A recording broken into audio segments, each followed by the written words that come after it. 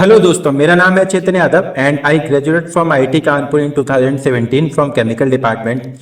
Then I qualified GATE examination in 2017. Then I joined ONGC and since last 6 years I am working in ONGC. In today's video we are going to discuss how to prepare GATE examination in 2 months. That video is going to be useful for the student those who are preparing in a GATE examination from chemical department. बल्कि ये ऐसा नहीं है कि chemical engineering के लिए ही और gate examination की प्रिपरेशन कर रहे हैं उन्हीं के लिए यूजफुल है.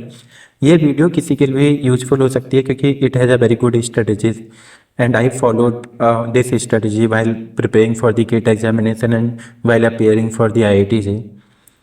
एंड इससे पहले मैं ये स्ट्रेटजी शेयर करने से पहले मैं कुछ चीज़ें डिस्कस करना चाहूँगा. ऐसा नहीं है कि मतलब GATE examination short span of the time में प्रिपेयर नहीं किया जा सकता है. इन PSU I have many friends those who have qualified GATE examination in a very short span time.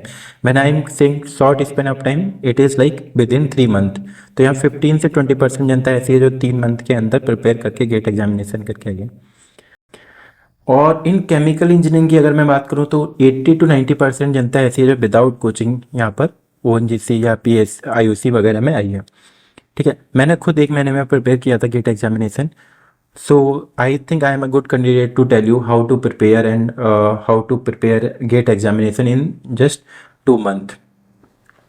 इस वीडियो में I am going to share my strategy कि मैंने क्या स्ट्रेटेजी रखी थी या मुझे गेट एग्जामिनेशन को देने के लिए कोई बोलता है और मेरे पास अगर 2 महीने हैं then how I am going to prepare for the GATE examination.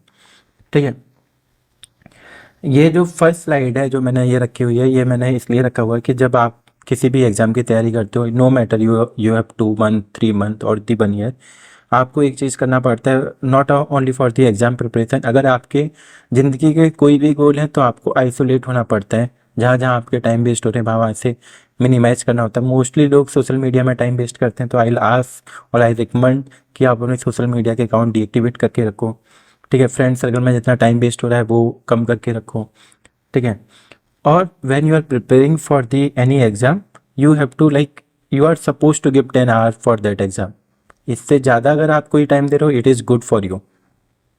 ठीक है, अब हम आ जाते हैं सीधा स्ट्रेटजी पे कि अगर मुझे कोई बोलता तो मैं क्या स्ट्रेटजी अपनाता. मैं क्या करता, मैं I list down all the subject जो भी सिलेबस में गिवन है इन द गेट एग्जामिनेशन.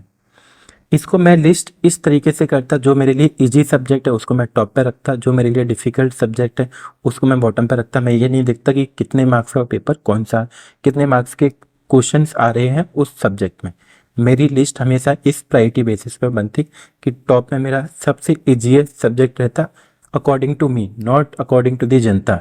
ठीक है, then after what I will do I will write the marks कि जनरल एप्टीट्यूड है तो 15 मार्क्स का हो गया, इंजीनियरिंग मैथमेटिक्स हो गया 13 मार्क्स का हो गया. इस तरीके से मैं मार्क्स राइट डाउन करके रख लेता ऑन एवरेज कितना आता है. ठीक है,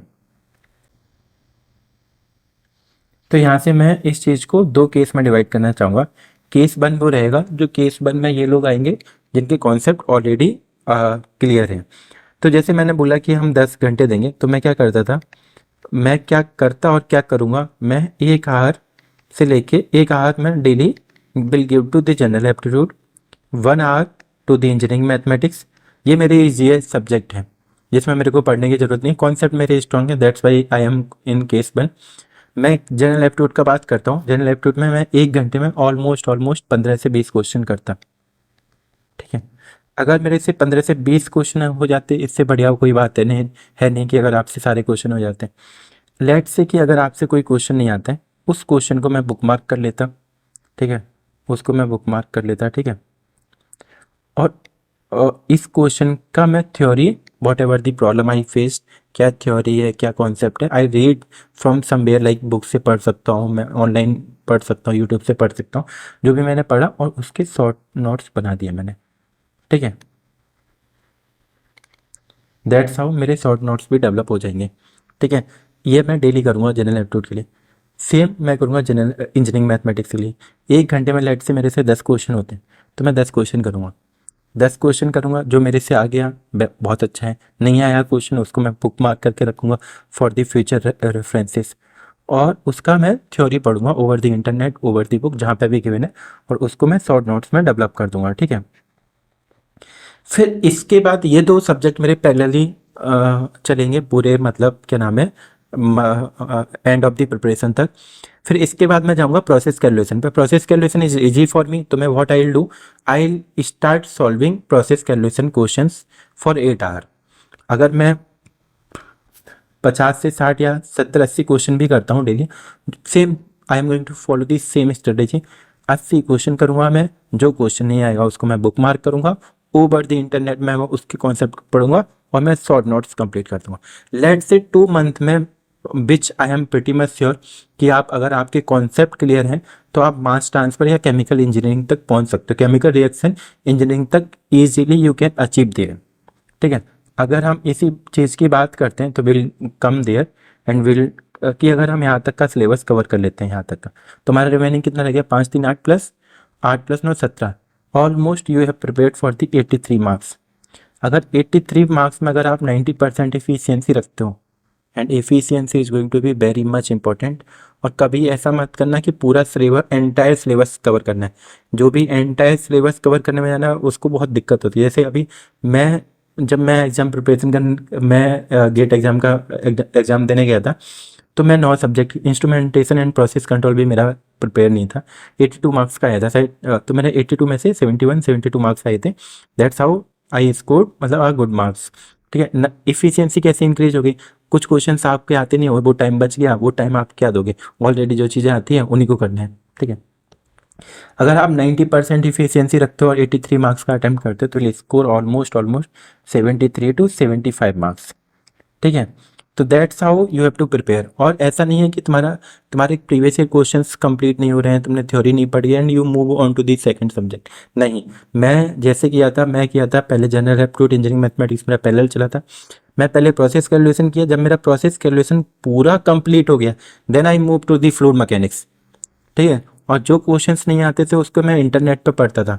ऑलमोस्ट अगर मेरे से कोई पूछेगा तो मेरा शॉर्ट नोट्स जो डेवलप हुए थे वो 20 से 30 पेज के डेवलप हुए थे। उसमें मेरे सारे डिपार्टमेंट, सारे सब्जेक्ट्स आ गए थे, including general aptitude engineering mathematics, except instrumentation and process control and the mechanical operation and the chemical technology.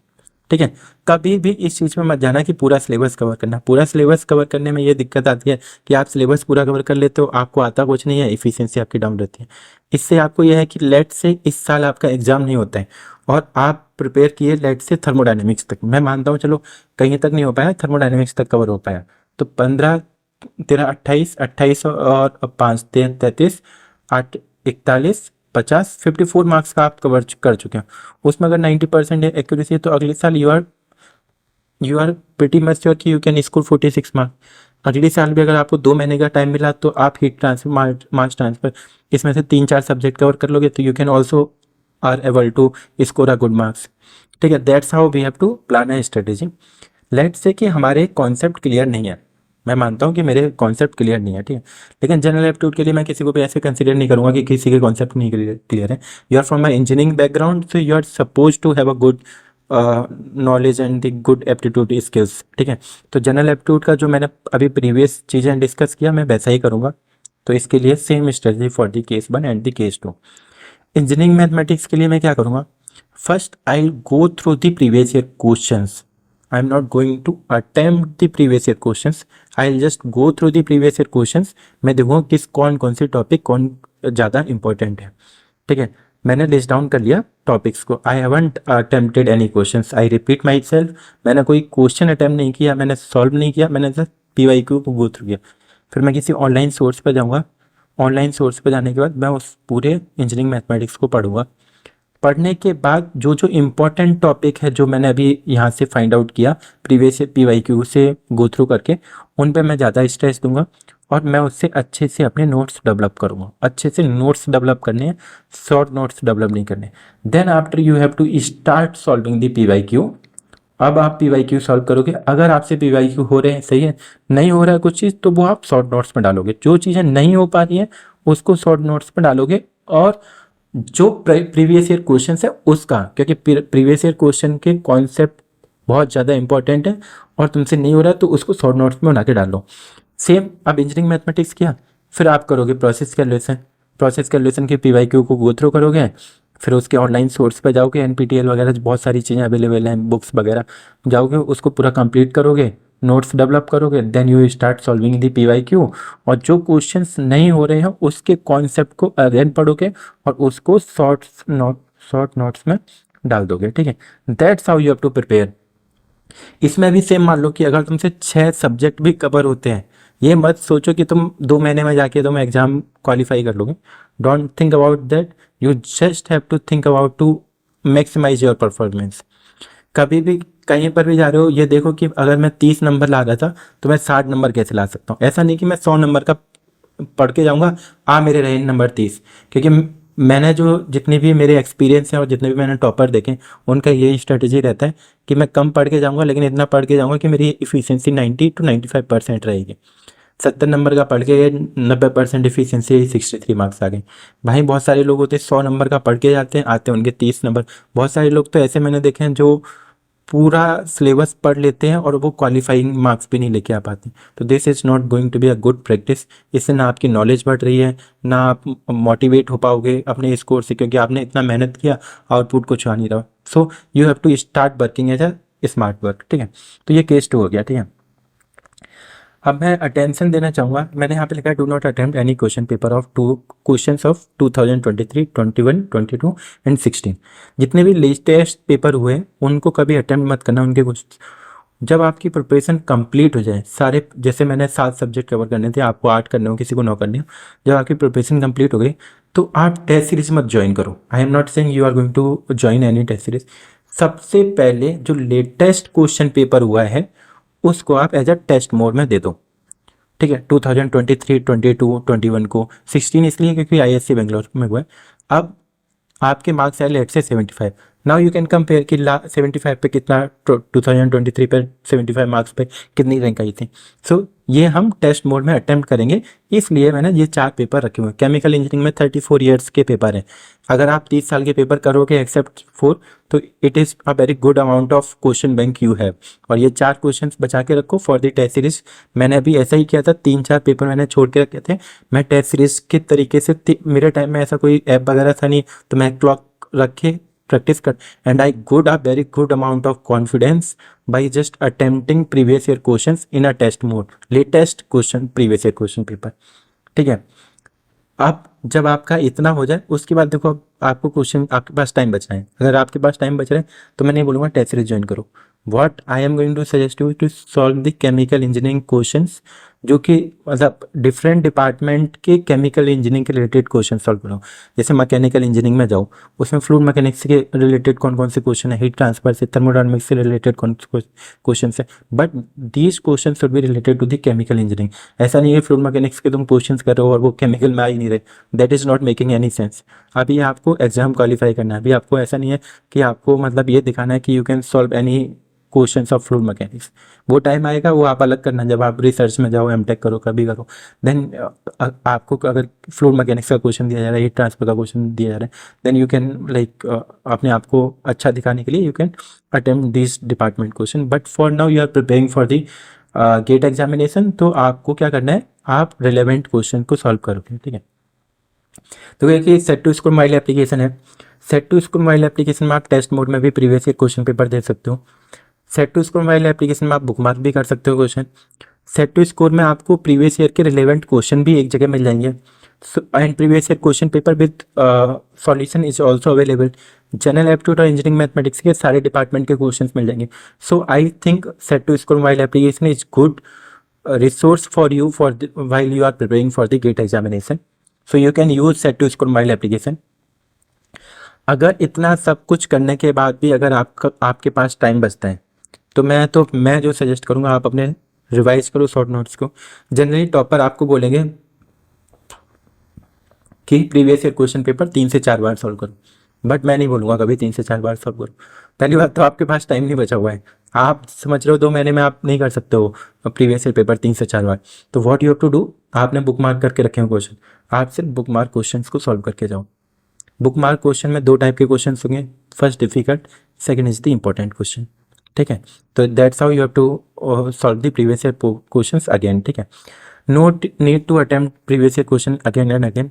You can attempt, मुझे सेंस नहीं बनाता टू बी ऑनेस्ट, 3 से 4 बार प्रीवियस ईयर क्वेश्चन पेपर पे अटेम्प्ट करना सेंस नहीं बनाता है। आप ऑलरेडी बुक मार्क कर सको तो और बुक मार्क क्वेश्चन को करो।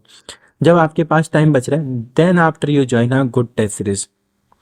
लोग सबसे बड़ा प्रॉब्लम क्या करते हैं जो आई हैव सीन, कि लोग क्या करते हैं पहले सोर्सेज को, मतलब जो भी आपके पास टेस्ट सीरीज कहाँ से आएगी, प्रीवियस ईयर पेपर कहाँ से आएंगे, ये सारा जुगाड़ना स्टार्ट करते हैं। आप ना एक एक चीज़ करके टारगेट क्या करो, कभी भी कहीं पर भी जैसे मतलब कुछ भी चीज़ करने जा रहे हो ना, तो ऐसा नहीं कि हम इतना सारा चीज़ रख लिए हमसे कवर कुछ नहीं हो रहा, हम पहले छोटा सा अमाउंट लेंगे वो कवर करेंगे, फिर बड़ा अमाउंट, फिर बड़ा अमाउंट, इससे that's how we are going to solve any, we are going to like prepare for any exam, या किसी चीज़ कोई एम है आपका, किसी भी चीज़ में आप जाओ तो छोटा छोटा करके उसको तोड़ो, ना कि ऐसा कि बड़ा सा पार्ट ले लिया और तोड़ने लग गए। छोटे छोटे पीसेस में तोड़ोगे ना आप थकोगे और आपका टारगेट भी अचीव हो जाएगा। सो आज के लिए इतना ही, थैंक यू सो मच।